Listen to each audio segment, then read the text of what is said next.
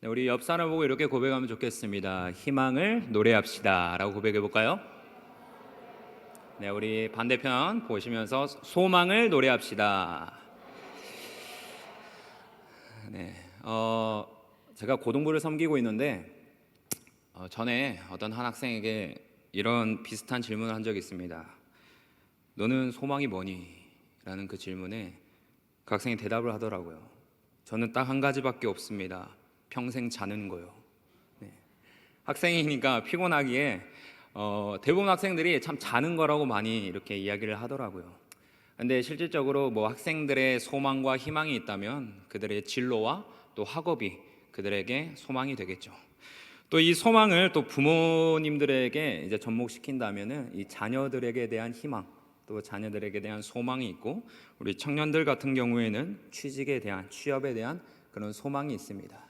그것을 막론하고 여기 모인 우리 그리스도인이라면 한 가지 소망이 있죠. 바로 하나님 말씀에 순종하는 삶, 하나님 말씀에 청종하는 삶, 말씀에 따라 행하는 삶. 그것이 바로 우리 인생에 제일 먼저 되어야 하는 소망이자 희망의 노래가 아닐까 싶습니다. 그 말씀을 기억하면서 오늘 본문을 들어가게 되면요, 오늘 신명기의 말씀을 우리가 읽었는데요, 이 신명기의 말씀은 지금까지 하나님께서 그들을 이끄셨던 이스라엘을 향한 그런 회고록과 같은 그런 말씀입니다.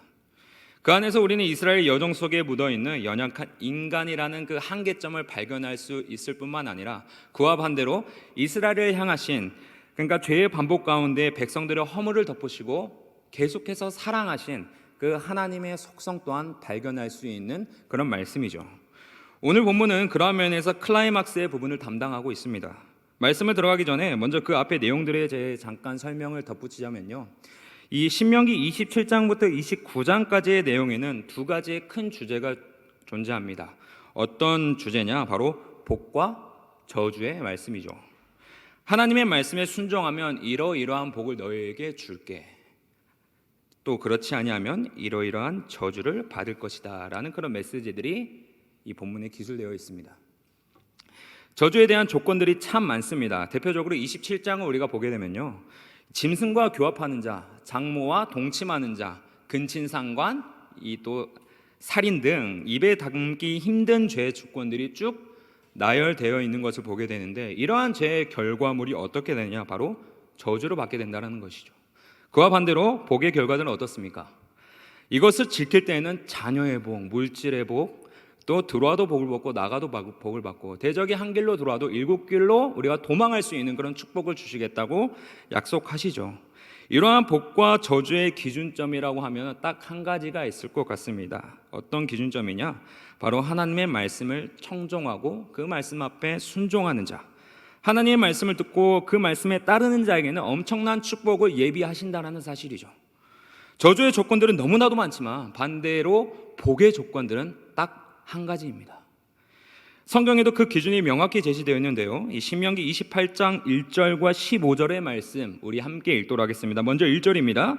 내가 내 하나님 여호와의 말씀을 삼가 듣고 내가 오늘 내게 명령하는 그 모든 명령을 지켜 행하면 내 하나님 여호와께서 너를 세계 모든 민족 위에 뛰어나게 하실 것이라. 우리 15절의 말씀 읽도록 하겠습니다. 내가 만일 내 하나님 여호와의 말씀을 순종하지 아니하여 내가 오늘 내게 명령하는 그의 모든 명령과 규례를 지켜 행하지 아니하면 이 모든 저주가 내게 임하며 내게 이를 것이니. 이것을 기억하면서 오늘 본문 1절을 보게 된다라고 하면요, 그 전에 복과 저주에 관한 이야기를 계속했음에도 불구하고, 그들의 귀가 닳도록 계속해서 말씀했음에도 불구하고 앞으로 이스라엘에게 닥쳐올 어떤 암울한 결말에 대한 분위기를 좀 조성하고 있는 것 같습니다. 우리는 이 1절을 통해 결국 그 기준점에서 실패한 이스라엘 민족이 훗날 어떠한 결과를 맞게 되는지, 어떠한 비참한 결과를 맞게 되는지도 우리가 짐작할 수 있죠. 이 말을 다른 말로 한다면 복과 저주의 선택에 앞서 이 하나님께서는 이스라엘이 실패할 것이라는 것을 이미 알고 계셨다라는 것도 포함이 됩니다. 순종의 조건 하나만 지키면 되는데, 그것을 지키면 엄청난 복을 우리에게 주시겠다고 약속하셨는데, 그것을 지키지 못하는 이스라엘을 보면서 참 답답하고 어리석다라는 느낌을 받음과 동시에 좀 이런 생각이 들더라고요. 과연 그 선택이라는 의지가 내가 할 수 있는 것이 아니라면 나는 어땠을까? 그러니까 복의 조건이 말씀에 순종하는 것이라고 이야기하는데, 그 선택조차 사람이 가진 의지로 되는 것이 아니라면 결국 오늘 우리 또한 같은 실패의 결과를 맞이할 수밖에 없는 것 아닐까라는 생각이죠. 그런데 그러한 실패와 좌절 가운데도 희망과 소망을 바라볼 수 있게 하시는 하나님의 은혜가 숨겨져 있음을 오늘 본문에서 우리에게 말씀하고 있다는 것입니다. 그 이유가 오늘 1절의 후반절에 이렇게 기록되어져 있는데요, 제가 읽겠습니다. 이 일이 마음에서 기억이 나거든. 기억이라는 것은 원어로 슈브라는 의미인데요, 이 돌아서다라는 의미를 가지고 있습니다. 그 자리에 멈춰서 돌아서다. 그러니까 이스라엘 백성들이 실패한 그 길을 멈추고 다시 하나님께 돌이킬 때라고 볼 수 있겠죠. 이 돌이킨다라는 의미는 성경에서 많이 등장하는 표현입니다. 에스겔에서도 이 의미를 확인할 수 있는데요, 에스겔 18장 30절입니다. 주 여호와의 말씀이니라. 이스라엘 족속아, 내가 너희 각 사람이 행한 대로 심판할지라. 너희는 돌이켜 회개하고 모든 죄에서 떠날지어다. 그리한즉 그것이 너희에게 죄악의 걸림돌이 되지 아니하리라. 또한 신약에서는 이 탕자의 비유에서도 이 돌이키다의 의미가 무엇인지 잘 나타내주고 있습니다. 우리가 잘 알고 있지 않습니까? 이 둘째 아들이 아버지의 품을 떠나 잘 살 것 같은 그런 생각에 빠져 집을 나갔지만 방탕한 생활이 뭔지 끝이 보여주고 아버지의 집을 기억하여 그곳에서 돌이켜 그 죄를 자복하여 돌아가는 것, 여러분, 바로 이것이 회개의 의미라는 것이죠. 누가복음 15장 17절입니다. 이에 스스로 돌이켜 이르되 내 아버지에게는 양식이 풍족한 품꾼이 얼마나 많은가 기억하는 것이죠. 나는 여기서 줄여 죽는구나. 20절 상반전에 그 기억을 토대로 이에 일어나서 아버지께로 돌아가니라. 이처럼 회개의 출발점은 기억하는 것에서부터 시작한다는 것입니다. 결국 인간이란 실패하고 그 끝을 봐야 비로소 깨닫는 것이 한계라는 것을 오늘 본문과 이 탕자의 비유에서 우리에게 알려주고 있다는 사실이죠. 하지만 비록 넘어졌으나 그곳에서 하나님의 은혜를 기억하는 것, 그곳에서부터 하나님의 돌이키심이 있다는 것, 이것이 신자에게 있어서는 신앙생활의 역설이 녹아있는 부분이기도 하며, 그런 실패가 있었음에도 말씀을 기억하여 돌아오는 자에게 주시는 하나님은 그 은혜의 기회를 더하여 주신다는 것이죠. 그 은혜가 오늘 바로 우리가 살펴보는 본문에서도 이어지고 있습니다. 신명기 30장 2절과 3절 우리 함께 읽도록 하겠습니다. 시작. 너와 내 자손이 내 하나님 여호와께로 돌아와 내가 오늘 내게 명령한 것을 온전히 따라 마음을 다하고 뜻을 다하여 여호와의 말씀을 청종하면 내 하나님 여호와께서 마음을 돌이키시고 너를 긍휼히 여기사 포로에서 돌아오게 하시되 내 하나님 여호와께서 흩으신 그 모든 백성 중에서 너를 모으시리니. 아멘. 기억나다라는 동일한 의미가 이 2절에서는 여호와께 돌아와라는 것으로 그 의미가 확대되면서 이은 3절에서는 마음을 돌이키시고 또 포로에서 돌아오게 하시되라는 이 돌아오다라는 의미를 반복을 통해 결국 하나님께서 포로된 이스라엘 백성을 다시 그의 품으로 돌아오게 하신 것이라는 이 강력한 언약의 메시지를 선포하고 계신다라는 것이죠. 그런데 여기서 조건이 하나 필요합니다. 어떤 조건이냐? 바로 우리가 하나님께로 마음을 돌이키는 그런 회개가 필요하다는 것이죠. 하지만 인간의 의지로는 하나님을 기억하고 그분과의 관계를 계속해서 이어갈 수 없다라는 것을 우리가 너무나도 잘 알고 있지 않습니까? 특히 이스라엘의 역사를 보고 있노라면 인간의 한계를 잘 느끼는 부분이 참 많이 있는 것 같습니다. 복과 저주의 말씀 앞에서 또 생명과 죽음이라는 결과가 눈앞에 보임에도 불구하고 사람의 죄악된 본성의 마음은 자꾸만 하나님과 멀어지려는 그 죄의 속성을 가지고 있다는 것이죠. 흔히 우리가 일상에서도 이 대상이나 물건에 마음이 멀어지면 관심 또한 사라지기 마련입니다. 그것에 대한 흥미와 열정 또한 사라진다는 의미죠. 영적인 원리도 마찬가지입니다. 하나님을 향한 우리의 마음과 열정이 식어진다라고 한다면 그분과의 관계 또한 당연히 멀어지게 되겠죠. 겉으로는 관심 있는 척 사랑합니다라고 고백하지만 진정으로부터 이 마음에서부터 흘러나오지 않는 관심과 사랑이라면 그것이 하나님과 관계에 있어서 무슨 소용이겠냐라는 말입니다. 사람의 본래 마음, 사람의 원래 마음을 이 에레미야에서 잘 설명해 주고 있는데요. 이 에레미야 17장 9절의 말씀, 만물보다 거짓되고 심히 부패한 것은 마음이라 누가 능히 이를 알리오마는. 하나님께서 말씀하신 복과 저주라는 이 신명기 긴 장에 걸쳐서 말씀하고, 이것뿐만 아니라 하나님과 함께하면서 그의 이적을 보았고 그분의 은혜가 무엇인지 그들의 눈으로 살펴보았건만 결국 그 중요한 기로에서는 실패를 하였다고 말씀하지 않습니까? 그 결과 포로로 끌려가는 아픈 이스라엘 역사를 그들이 맛보게 되는 것이죠. 하지만 그 가운데서도 희망의 메시지를 하나님께서 주셨다면 기억하여 그 마음을 다시 하나님께 돌이켜 회개하는 자에게는 복의 은혜를 부어주신다라는 사실입니다. 그런데 이 3절을 보게 되시면 이 마음을 돌이키는 주체가 내가 아닌 바로 하나님께서 돌이키신다라고 말씀합니다. 인간의 한계를 아시기에 우리의 마음으로는 불가능하니 이제 하나님께서 그 마음을 돌이키시겠다라고 하는 것이죠. 우리는 여기서 이스라엘을 향한 하나님의 마음을 알 수 있는 키워드 하나를 발견하게 됩니다. 바로 긍휼이라는 단어죠.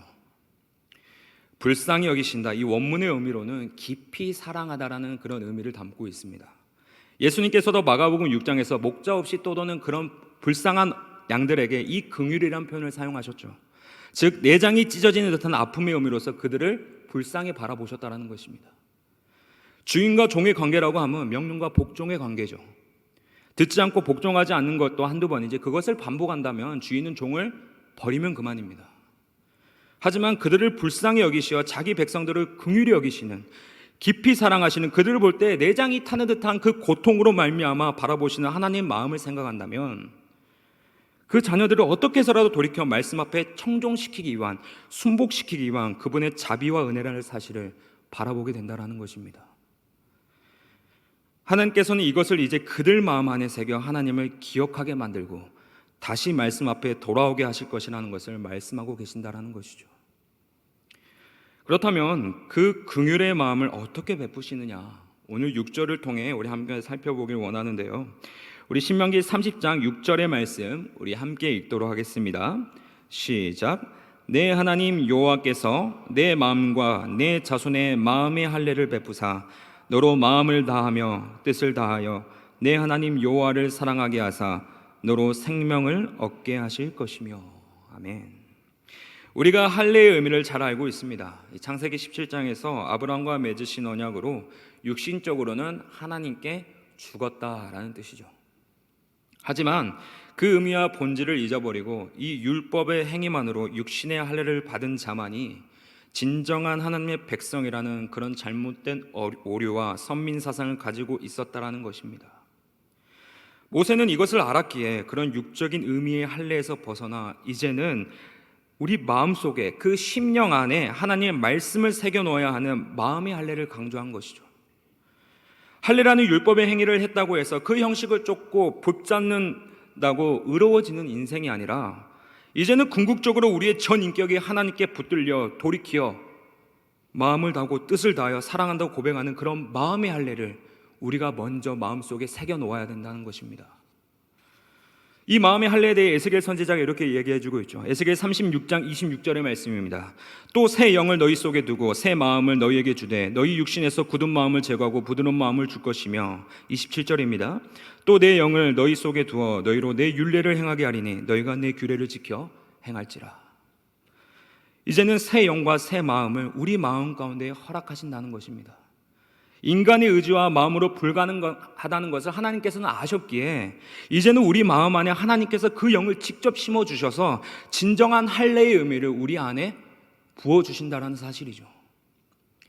또 이 할례의 의미를 바울이 이렇게 설명하고 있습니다. 로마서 2장 29절의 말씀. 오직 이면적 유대인이 유대인이며 할례는 마음이 할지니 영에 있고 율법 조문에 있지 아니한 것이라. 그 칭찬이 사람에게서가 아니요 다만 하나님에게서니라. 아멘. 즉 할례의 진정한 의미는 표면적인 의식과 율법의 행위에 있는 것이 아니라 하나님의 영, 바로 성령 안에서 그가 강권하시고 주관하시는 성령의 역사하심에 따라 우리가 인도되어진다는 사실입니다. 그렇게 우리 또한 새 마음과 새 언약의 할례가 절실히 필요하지 않겠습니까?